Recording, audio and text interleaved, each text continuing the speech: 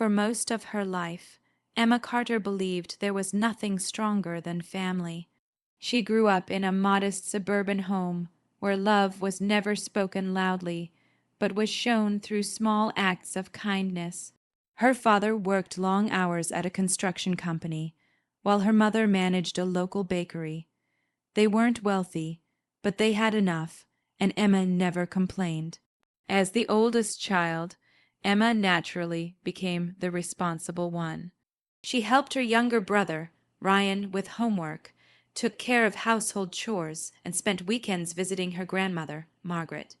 Grandma Margaret adored Emma. "You're the glue holding this family together," she often said with a warm smile. Emma would laugh and dismiss the compliment, but deep down, those words meant everything to her. At 26, Emma was building a promising career as an accountant. She had a stable job, her own apartment, and a reputation for honesty. Friends trusted her, co-workers respected her. Most importantly, she believed her family trusted her too. Then everything changed in a single weekend. It happened during her mother's birthday celebration.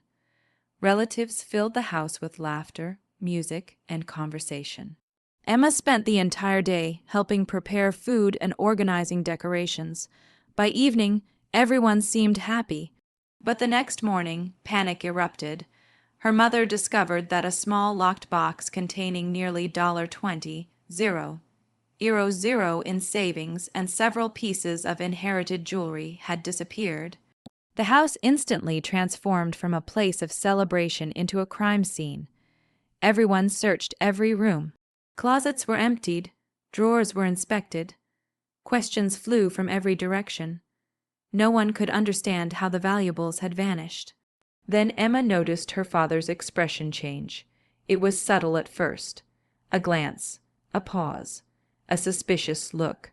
Soon others began connecting pieces that didn't truly fit.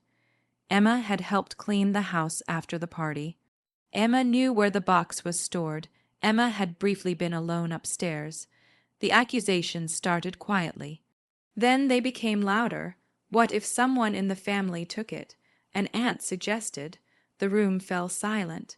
Emma felt her stomach tighten. Surely no one was thinking what she feared. But they were. Her mother crossed her arms. "Emma, did you move the box for some reason?" The question struck her like a slap. No. Emma answered immediately. Her father stared at her. "Then how do you explain it disappearing?" "I can't explain it because I didn't take it." The tension grew heavier. Hours passed. No evidence appeared. No witnesses came forward. Yet somehow the suspicion remained fixed on Emma. By evening, her parents had convinced themselves she was guilty. The moment Emma would never forget came after dinner. Her father stood in the living room and looked directly at her. "Just tell us the truth." "I am telling you the truth, Emma," her mother said coldly. "We raised you better than this." Tears filled Emma's eyes. "You think I stole from you?" Neither parent answered. They didn't need to. Their silence was worse than any accusation.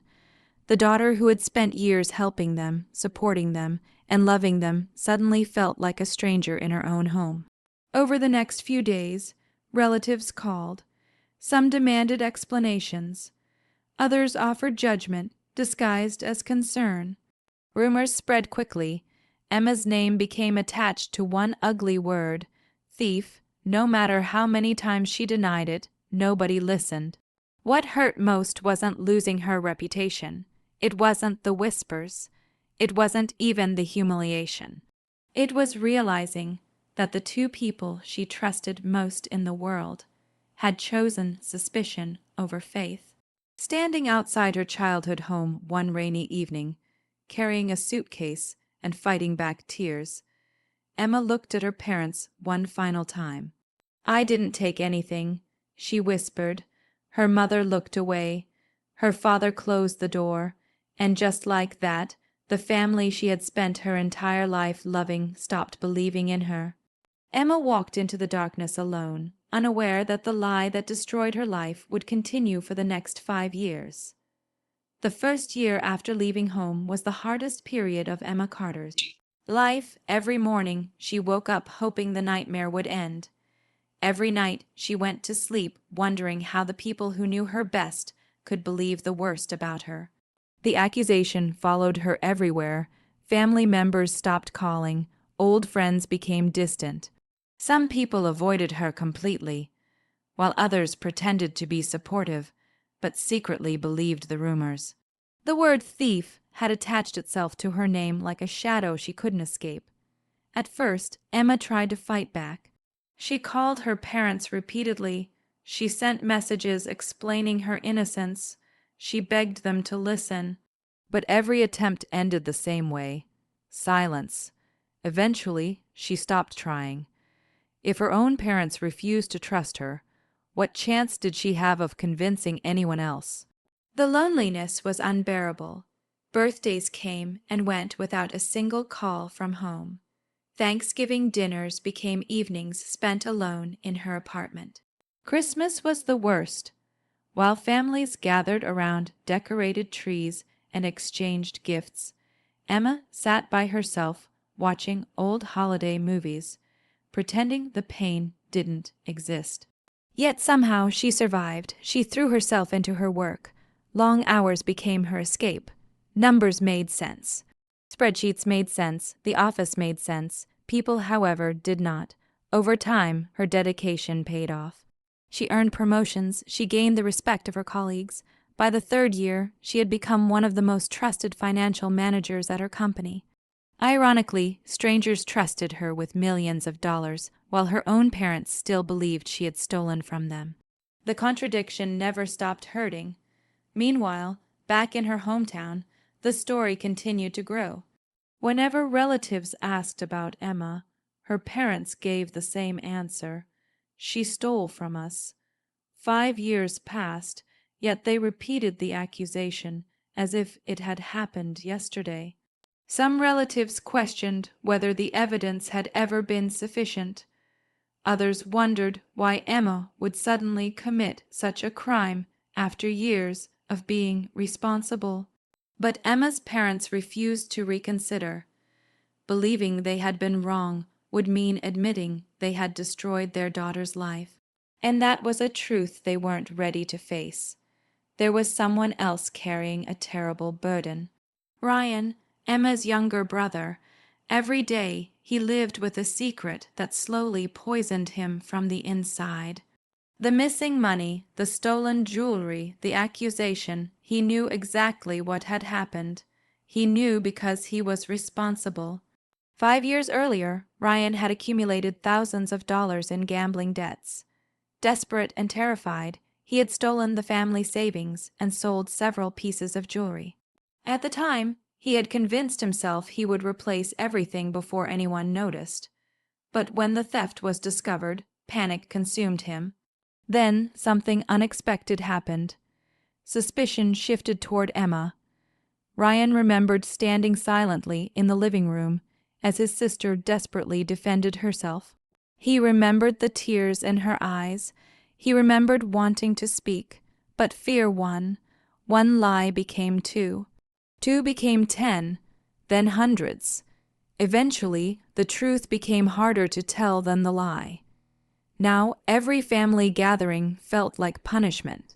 Whenever their parents criticized Emma, guilt crushed him. Whenever they called her a thief, he felt sick. Yet he remained silent. The years changed him. The cheerful young man became withdrawn. Sleep rarely came easily. Regret followed him everywhere. Still, he lacked the courage to confess. Far away, Emma continued rebuilding her life. She purchased a small home. She advanced further in her career. From the outside, she looked successful. But deep inside, a wound remained open. No achievement could replace a family. No promotion could erase betrayal. No amount of success could silence the question that haunted her every day. Why didn't they believe me? As the 5th year came to an end, Emma had almost accepted that the truth might never come out. She had no idea that a voice from the past was about to change everything. And when that voice finally spoke, It would destroy a lie that had survived for 5 long years. 5 years after Emma was driven from her family, an unexpected phone call shattered the quiet life she had built. The call came on a rainy Tuesday afternoon while she was finishing paperwork at her office. The number was familiar. It belonged to her Aunt Linda. Emma stared at the screen for several seconds before answering. "Hello?" There was a brief silence, then Aunt Linda spoke softly. "Emma, it's Grandma." Emma's heart immediately tightened. "What happened?" "She's in hospice care. The doctors say she doesn't have much time left." For a moment, Emma couldn't speak. Grandma Margaret had always been the one person who showed her kindness, even after the accusations. Although her grandmother never openly defended her, she never called her a thief either. Now she was dying. Aunt Linda hesitated before continuing. "She asked about you." Tears instantly filled Emma's eyes. After 5 painful years, her grandmother still remembered her. The next morning, Emma drove 3 hours to the hospice center. Walking through the quiet hallways felt surreal. The smell of medicine and the soft beeping of machines filled the air. When she entered the room, she barely recognized her grandmother. The strong, energetic woman who once baked cookies and told endless stories now looked fragile and exhausted. But when Grandma Margaret saw Emma, her eyes brightened. "My girl," she whispered. Emma rushed to her side and held her hand. For nearly an hour they talked, they laughed, they cried. They remembered happier times. Yet throughout the conversation, Emma sensed something weighing heavily on her grandmother's mind. Several times Grandma tried to speak, only to stop herself. Finally, before Emma left, her grandmother squeezed her hand. "There are things people need to know." Emma frowned. "What do you mean?" But Grandma simply smiled sadly. "You'll understand soon."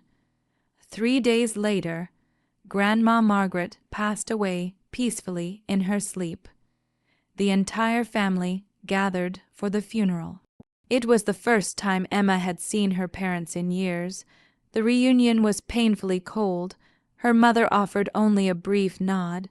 Her father avoided eye contact entirely. Ryan looked pale and nervous. After the funeral service, the family gathered at Aunt Linda's house. As everyone settled into the living room, Aunt Linda stood holding a small digital recorder. "There is something Grandma wanted all of us to hear." The room fell silent. Aunt Linda pressed play. Static crackled for a moment. Then Grandma Margaret's voice filled the room. "If I am listening to this from heaven, it means my time has come. And before I left this world, I needed to tell the truth." Everyone listened carefully. Emma felt her pulse quicken. For years, she had dreamed about hearing someone finally defend her.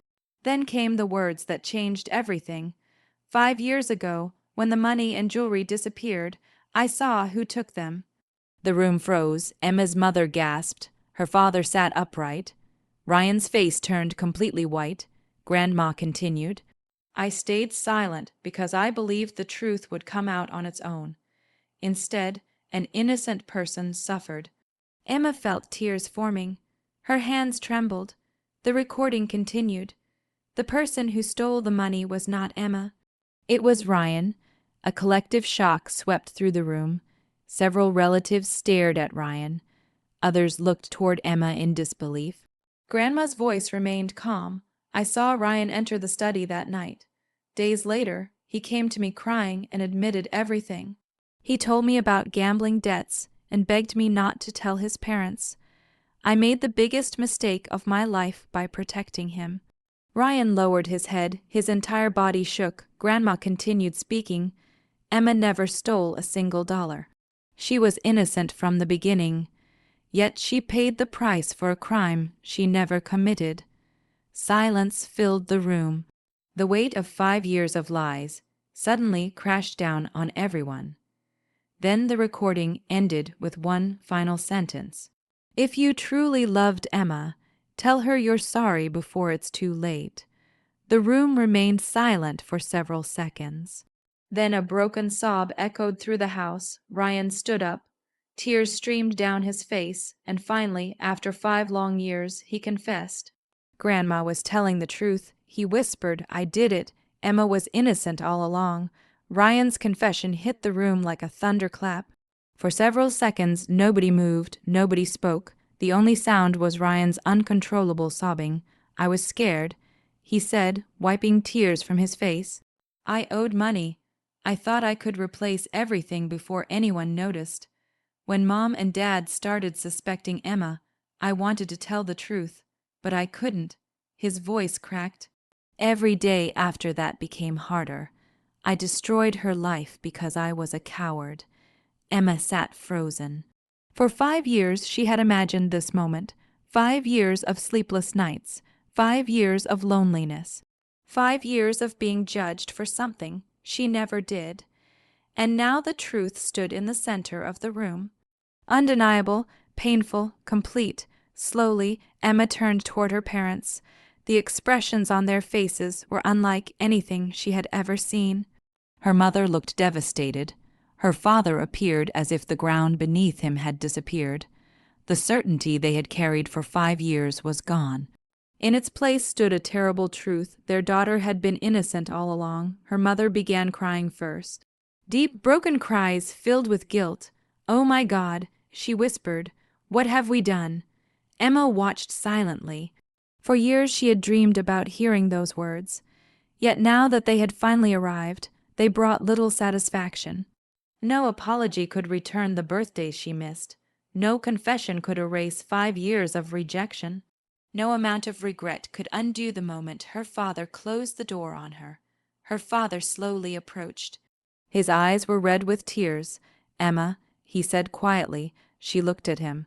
For the first time in years, he couldn't meet her gaze for long. "We failed you." The words hung heavily in the air. "We were supposed to protect you," he continued. "Instead, we chose the easiest answer. We chose blame." Emma felt tears forming, but she remained calm. Her father swallowed hard. "I don't expect forgiveness. I don't think I deserve it." Her mother stepped forward. "We destroyed our relationship with you. We destroyed your trust." She covered her face, and the worst part is that you kept telling us the truth. The room fell silent again.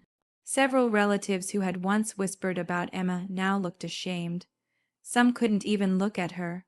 Others quietly apologized, but Emma had learned something important during the previous 5 years. Not every wound could be healed by words. She stood and looked around the room, at Ryan, at her parents, at the relatives who had judged her. Then she spoke. "I spent years waiting for this day." Everyone listened carefully. "There were times when I wanted revenge." Her mother lowered her head. "There were times when I wanted all of you to feel exactly what I felt." Emma paused. "But eventually I realized something." She took a deep breath. "The truth doesn't need help. It arrives when it's ready." No one spoke. Emma continued, "I built a life without any of you. I found success. I found peace. I survived." She wasn't bragging. She was stating a fact. The sweetest revenge wasn't making them suffer. It wasn't humiliating them. It wasn't screaming or demanding justice. The sweetest revenge was standing before them as a successful, honest woman, while their own guilt punished them far more than she ever could. For the first time in years, Emma felt free. The burden she had carried was finally gone. Her innocence had been restored. Her grandmother's final gift had given her something priceless, the truth. As Emma walked toward the door, her father called after her. "Can we ever make this right?" She stopped for a moment, then she turned and offered a gentle, sad smile. "You can't change the past." Her parents nodded through tears. "But what you do next is your choice." With that, Emma stepped outside into the evening sunlight. Behind her stood a family forced to live with their mistakes.